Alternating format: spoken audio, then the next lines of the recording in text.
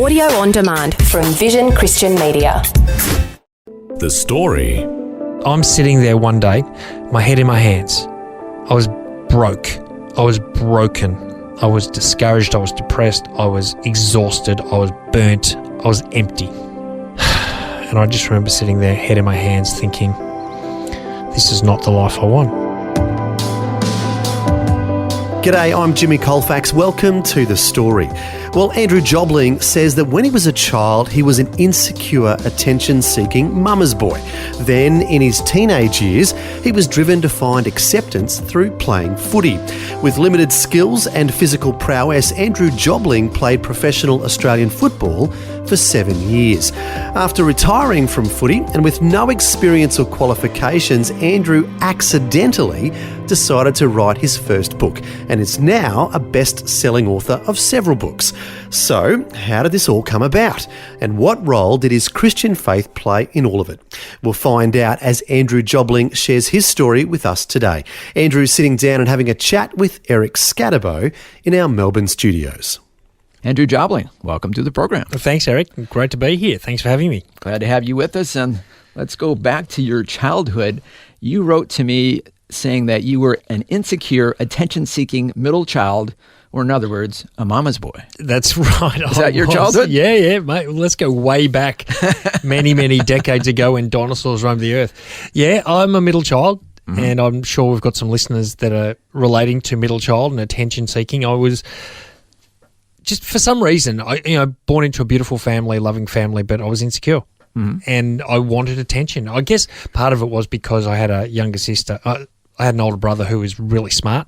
His teachers, or my teachers, always said to me, Andrew, why aren't you more like your brother? And then my younger sister came along. Don't you hate when that happens? I hated it. I wanted to punch my brother and punch teachers as well. And then my younger sister came along and she was ridiculously cute. She looked a lot like Shirley Temple. She had these tight curls and she had a birthmark on her cheek. She was so cute and everyone's going, oh, isn't she cute? And I'm just thinking, hey, what about me? I'm just a regular person. Me. What about me? Me. Yeah. And so I did whatever I could for attention. If I didn't get it, I'd have a tantrum. Tantrum was sort of my go-to. Running away from home was a big deal. And so it was just this chasing from a young age. And for a lot of my life, I've spent chasing attention, validation, acceptance, love, thinking that it was outside of me. And it was interesting. It was that desire to be seen and acknowledged and validated that led this skinny little sooky mama's boy child into the desire to play professional sport. Okay, we'll get to that in a moment, but where were you born and raised? I'm a Melbourne boy, so born and bred Melbourne, Australia. Okay. And lived here my whole life, and beautiful place. So let's talk about your athletic prowess. Prow-ess, it's an interesting word, isn't it? We were talking about this before we started. I don't think I had a lot of it. And as I sort of think back now, and this is many, many decades later, I can see the part that faith played and God played in my whole life, my journey, and never really recognised it until recently. But not necessarily overtly. No, but only looking back at it. Well, looking back now, I never recognised it at the time, but there were voices in my head. There were things that led me to do things. I mean, this need to be validated, this need to get attention led me to a decision, like a totally crazy decision to be a footballer. I played professional Australian football. And so at a young age, wanting to get attention, I started thinking to myself, well, how am I going to do it? Because the tantrum thing's not really working for me. Yeah, that's not going to work on it's not giving me a long-term gain here. So the thought was, well, wow, if I did something amazing, if I became famous and good at something, then that would give me the attention I wanted, and then I'd feel better about myself and validated. Everything would be perfect. Everything would be perfect. So in this young, naive mind of mine, I thought, I'm going to be a footballer. I'm going to be a professional footballer. And so I don't know how old I was. I might have been 7 or 8 years old. I started on this journey. So I'm one of those people, I'm very spontaneous. Like, I'm one of those people, I get an idea, I get a thought, I get excited, I get into action. I don't need to have all the answers, which has been an amazing blessing in my life. I mean, there's been a lot of expensive lessons as a result of it. I could imagine. However, I would never be sitting here as an author or having played professional sport or doing the things that I'm doing. I wouldn't be having this conversation with you today if it wasn't me. So I just thought, okay, I'm going to do that. And I just got excited, got into action, started playing footy, much to the annoyance of my teachers and my parents that I wasn't really investing much time in learning or education. I didn't think I needed it. I'm going to be a footballer, no brains required, right? So at the age of 16, I was 16 years old. After some focus and work, I got invited to come and train at a professional club in Melbourne. And for the next 7 years, I played professional sport. So, I mean... and how did that go? Well, look, did it give me the result I wanted? No. However, as I look back, I'm incredibly proud of what I did to get there. I'm incredibly proud of what I had to overcome to succeed to the level that I did. And I, there are amazing lessons come out of that period of my life, that 7 years in my teens and early 20s that have shaped my life. Lessons like focus and work and creating good habits and overcoming, and not taking rejection as a no. And just, and again, when I think back, it's obviously that God was with me saying, Andrew, just keep going. The doors are going to open. I played my first senior game of footy at last game of the 1983 season. I didn't play my second game till halfway through the 1985 season. That's 20 months. So I went 20 months without injuring myself. I missed selection week after week after week after week for 20 months. Wow. And so many people, and I came close to giving up many times. I certainly doubted myself. I started thinking I'm not good enough. But there was a voice in my head, Andrew, keep showing up. Just keep showing up. I now know that was God saying, Andrew, keep showing up because you'll get there. And so when that second game finally happened, that was the start of my career. And it was those 20 months that I needed, those 20 months of rejection and what seemed like failure and what seemed like lack of results and nothing happening, that actually were the foundation of the person I am today, the footballer I became. And I use that now in my whole life, that just knowing that if I just keep showing up and I keep putting myself in there and I keep trying and keep going, the results are predictable. And it's been a wonderful journey. I mean, people ask me, 7 years, what are the best period of that football career? And I say 20 months where I missed selection every single month. And Really? people look at me like, you're an idiot. Why? And I said, because that's when I learned. That's when I grew. That's when I became resilient. That's when I started to believe more in myself. So through adversity, that's when we grow. Is that what you're saying? Absolutely. 100%. Now, you said you were spontaneous, but that doesn't sound spontaneous. That's stick-to-itiveness. That's persevering. That's showing up week after week. So you have a bit of both, would you say? I do. Well, look, the spontaneity is getting started. Yeah. And I'm one of the things I'm good at is getting started. And, that actually seeing things through had been a bit of a challenge for me. But I think when you know what you want, and this is the key point, when you're really clear on what you want and when you've attached a strong emotional desire to that, persistence becomes second nature. Resilience becomes second nature when you know, and I knew that for me that was important. I wanted to make it. I wanted to be there. I wanted to be known. I wanted to be famous. And again, thinking that would be the answer to all my woes, but it was important enough for me to just keep getting up, because I thought, well, if I give up at any point, I'm just going to be nobody again. So not necessarily, looking back, not necessarily a good motivation, but yet a motivation that kept you striving. It was the wrong motivation for sure. But at that stage in my life, it was the motivation that kept me going when I know many people gave up. Now, you said you heard a voice of God in your head. Looking back, that's how you recognize it. Did you have any formal religious education or any exposure to God or anything up to that point? Well, I went to a the school I went to was a uniting church, but there was very little input, and I didn't pay any attention to it anyway. My mum's mum was Jewish. My mum's dad was Catholic, but there was no active practicing faith activity in any really. The only time I went to church was for weddings and funerals. That was pretty much it. So nominal influence on your life. Negligible influence on my life. So, I've always thought it was always me. I had to be the one. I had to be chasing and, achieving. I put so much pressure on myself all of the time, and most of my life I've lived with anxiety because I never measured up to what I thought I needed to be. So it's always been, I achieved one thing, I played one game, I've got to play another, now I've got another. And the interesting thing with my footy career while we're still on it, I finally got there. I finally made it as a regular senior footballer. Even though you admit you weren't the most physically gifted I made it, person. but do you know what happened? I didn't feel any better about myself. Now, look, I'm proud I made it, and it was, I felt a sense of achievement, yeah, a sense of accomplishment, but I didn't love myself anymore. That's for Yeah. sure. And all of a sudden, and this is what happened to my footy career, I stopped trying as hard. I think it was more an unconscious thing because it wasn't giving me what I went into it for in the first place, which was that validation, and it was more to feel good about me. And so after a few years of playing regular footy, and started becoming a bit of a chore. It was hard work. The training was hard. We were losing most weeks, so it was not that much fun. Yeah. I stopped trying, and before I knew it, I was gone. I was sacked. And I look back and I can see now that the reason that happened was because I recognised that this is not giving me what I want. Yeah. So, well, how can you stay motivated when the whole reason you were motivated in the first place is kind of evaporated? Exactly right.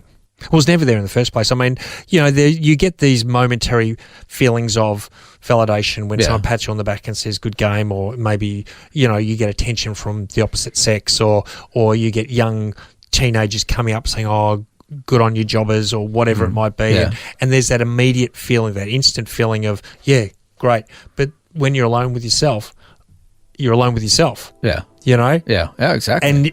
And if you're not going to pat yourself on the back and lift yourself up and tell you that you're good enough when you don't have, that belief that God loves me anyway, no matter what happens, then it's very easy just to spiral and to go, oh, well, what am I doing this for if it's not really helping me be who I want to be or feel the way I want to feel?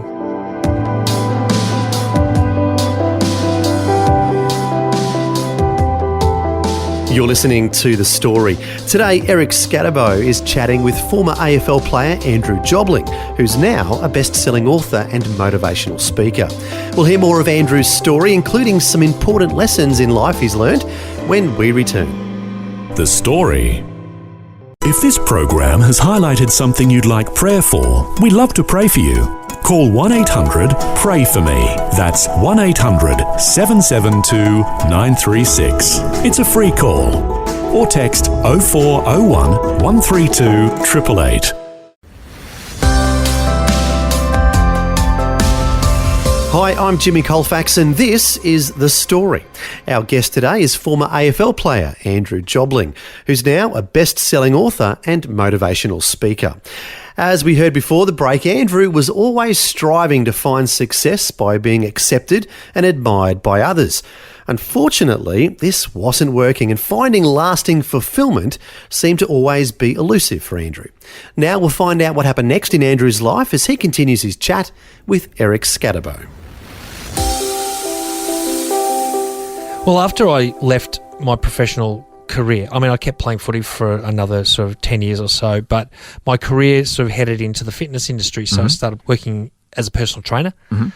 And my next focus was on me, my body, thinking, well, that'll do it. If I've got the body, this really, because I was this skinny kid, right? So I'm thinking, that's not going to attract anyone. So I started working out and obsessively training and overtraining to the point where I built myself and my physique, and thought that, again, this is going to make me feel good. This is going to help bring you lasting fulfillment.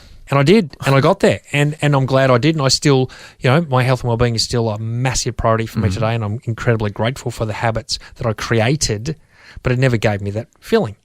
Yeah. So I was a personal trainer for 15 years and worked long hours. Again, why was I working such long hours? Because I thought, well, the longer and harder you work, the more admired and respected you'll be. I thought, again, well, I'm just going to wear that as a badge of honour, and being busy will be my thing and help me feel like I'm important. Yeah, but again, it's what other people think of me is what will bring me lasting fulfillment. That's right. So that's been a lot of my life. So it led me to a point where I finally got so over personal training and the hours that I was working, and I started to learn a lot about different aspects of well-being, and I started to learn about nutrition. And so I was a part owner of a personal training business. I was working about 80 hours a week. Wow. I was training a lot of people, and we had probably 20, 25 trainers that, I was partly responsible for. And I started to think, well, there's got to be more to my life than just this. So in a spontaneous moment, and this was God, and even though when I tell you how this ended, you go, what? Okay. It was the platform for the greatest decision and it was a turning point in my life. So I made this decision with all this knowledge about nutrition. I started thinking, well, how am I going to use this? And I thought, I'm going to buy a cafe. Like, a crazy decision because, A, I was working 80 hours a week in my own business as it was, and I had no experience in hospitality. Yeah. But again, it's this spontaneous, okay, that's going to do it. I'll have a cafe.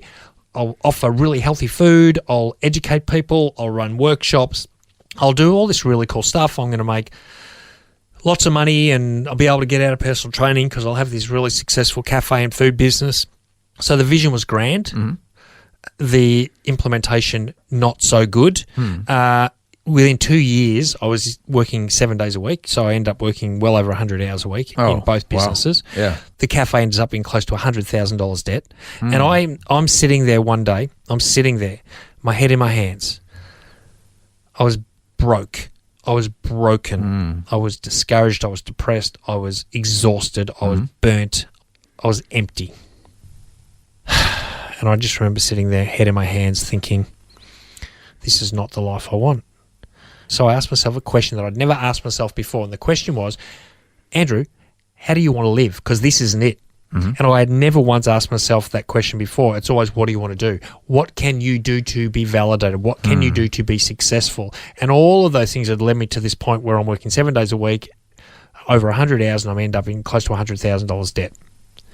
So I sat there and I started to visualize this life that I wanted. I wanted to love my life. I wanted to have energy. I wanted to have time. I wanted to have money. I wanted to be doing something that made a difference. I wanted to be healthy and have great relationships. And I think, we would all, if we all asked ourselves that question, how do I want to live, we'd all have some kind of similar answer. I mean, there'd be specifics that would be different, but I think we'd all say something similar. So I got, in that moment, I got clarity. This is how I want to live, but how's that going to happen? This is the voice I heard. Again, didn't recognize it as God at the time, but the voice said, Andrew, write a book.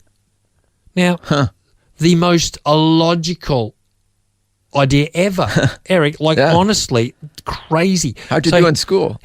Terrible. English was my worst subject. Now, here am I'm working 7 days a week in two businesses. I've got one business that's failing miserably. I don't read. I don't write. English was my worst subject. I've got no background, no skills, no qualifications, no experience, nothing that would indicate that writing a book was a smart thing to do. But here's what happened. That vision that I saw, God connected writing a book to help me achieve that vision. So I saw it. I then thought, okay, well, if I was an author, I'd love it. That'd be awesome. I'd be able to help more people because the book will go places I'll never go, and it'll live far beyond me. It'll open doors for me to do more speaking. It'll help me create multiple sources of income. It'll help me love my life. It'll help me do the things I want to do. Okay, I'm going to do it. So I got started that day. That very day, I thought, okay, I'm going to write a book. And so off I went with no idea what I was doing, just faith. I just stepped in faith, and I thought, well, I don't know what I'm doing, but if I take the first step, the path will open itself up for me. And the path opened itself up for me. 2 years later, I was a published author. It became a best-selling book. Oh, wow. And I call myself an accidental author because I don't believe there are any accidents in life at all. However, it was a very unlikely scenario. Like even the fact that it came to the point where I was $100,000 in debt working 7 days a week, that was the prompt. And this is when I talk about that moment when I say I was in $100,000 debt, and people say, well, that's bad. That must have been horrible. And I go, well, at the time it was, but it was the best thing that ever happened to me because I don't believe if I wasn't in that situation, I would have made that decision to write a book. And that was the thing I needed to do because 2 years after publishing my first book, I was retired. I was out of debt. I retired from personal training. That was 2006. And since that time, I've been writing books and speaking and mentoring and traveling and doing stuff that I absolutely love. And in fact, looking back now, it was that decision to write the book that helped me create the vision that I saw then and that I'm living today. Now, here's a question that's coming to my mind. Your life was not a success at that point. You're in debt, working hard, but yet you felt that you had something to say. Well, look, I think it all depends on how you define success, doesn't it? You know, if you're putting your definition of success on money in the bank, I was a miserable failure. But I wasn't putting my definition of success on money. I was saying, okay, well, I know stuff. I've got experience now, and I know I can help people. And my first that first point was, I've always been lean and healthy and fit, and I've always had that. That's something that's been consistent. I'm now, you know, a far more mature man than I was back then, but I've created habits. I know how to be healthy. I know how to eat. I know how to exercise. I know things, and I now know how to think, and I know how to pray, and I now know a lot of things that bring peace, which is obviously connected to longevity. So I knew at that moment I had something to say, and I also had a vision of a life that I wanted to live. So yeah, the voice led me. You know, I knew intuitively, Andrew, you got something to say, and there's a reason for your being here. And this is honestly in my mind at that time. As I started thinking about becoming an author, I started doubting a little bit, thinking, Andrew, you can't write a book. And then I thought, well, why not? What evidence is there? What evidence? If I was in a court of law, right, and if I had the jury there and the judge and the you know, if I was sitting on the stand, there's no one that could prove to me that I cannot be a best-selling author. There's no evidence on earth that can conclusively prove that I cannot do it. Therefore, there's a chance. And that's what I went with. I went on that slim hope that, well, if I can't prove that I can't do it, there must be a chance that I can do it, and off I went. And one step at a time, one day at a time, one word at a time, I started the process. I started to believe a little bit more. I started to get a bit more confidence. I started to see this can happen to the point where I go, I'm going to do this. I am going to do this. And I think a big part of it is just this belief, this naive belief going, well, if I'm going to do it, I'm going to be a best-selling author. I'm not going to do it and waste my time and have a book that doesn't sell. And it sold. It did. It sold incredibly well. And do you think it helped people? I know it helped people. I know. In fact... So that's got to be fulfilling. Oh, well, that's when I truly found my purpose. So about 6 months after the book, my first book was published, I got an email from a guy from the other side of Australia, someone in Perth, saying that family had given him my book as a birthday present because he was unhealthy, very unhealthy. He said, oh, look, I've lost 25 kilos, my life's changed, my whole family's adopted your wellness practices. I share this information with everyone that I meet. Oh, okay. Right? Now, in that moment, being an author went from something that felt good, you know, again, an ego boost, to something that was a mission now, because I now know I can impact lives, and I know I can impact lives of people I don't even know, and lives of people I'll never meet. I know my book will do things, and I've had that belief ever since, and that's why I keep doing what I do. So in particular, it's helping people in the area of well-being and nutrition. Well, in the early stages, but with my later books, it's more around, you know, just self-belief and mindset and faith, and you know, understanding the power of their thoughts, and that anything's possible if you focus on the right things. You also mentioned that you got out of debt. How did that come about? Well, I got out of debt simply because I started to I stopped focusing on making money. I started focusing on helping people. I stopped focusing on myself and started focusing on others. So maturity is entering the picture. Absolutely. Absolutely. I started to realise the more people I can help, the more money I'm going to make. So if I just focus on helping people, then I'll make more money. If I focus on making money, then, you know, how are you going to make money? What are you going to do to make money? You're just trying to sell stuff. But if I'm focusing on helping someone, and I know that my book or my talking or my mentoring or my podcast can help someone in their life, that's why I'm going to do it. Now, if they've got to then buy my book to get the information, that's great. If they've got to book me to come and speak, then fantastic. But I know that my focus has become now every single day, it's how do I help more people? So at this point in your life, you're starting to go from me, focusing on me and getting affirmation from others, to looking to others and their well-being. Yep. And paradoxically, you're realizing that's the start of fulfillment. Yes, it was in that moment that it all changed. I stopped thinking about me as much. Now, don't get me wrong. You know, I was still insecure in a lot of ways. Still struggled with my own self-love. But at least now I was feeling better because I was helping other people.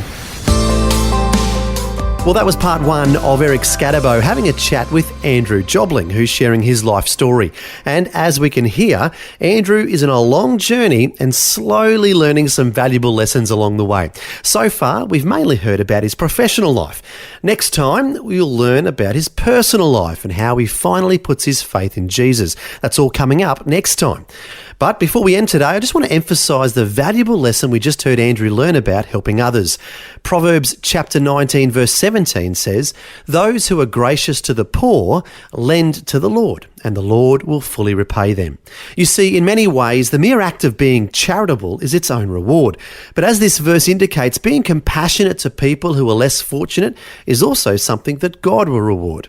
Maybe not with a literal financial reward, but with blessings to all who help others. Good to know that God highly favours those who help others. An important lesson for all of us as we decide how to spend our time and money. Well, to find out more information about Andrew Jobling and everything he's up to, you can go to his website, andrewjobling.com.au. Once again, that's andrewjobling.com.au. And until next time, when we'll hear part two of Andrew's story, I'm Jimmy Colfax, encouraging you to share your story with someone today. Next time on The Story. I didn't like me. I still didn't like me. I thought I did, but I realised I didn't. And being alone was really hard. And then all these things that I'd shoved down for so long, like, why do you do the things that you do? Why do you behave the way you do? Why do you think the way you do? Why do you believe the way you do? I never stopped to really think about. Andrew Jobling grew up always chasing validation and admiration and thought that obtaining it would bring him lasting happiness.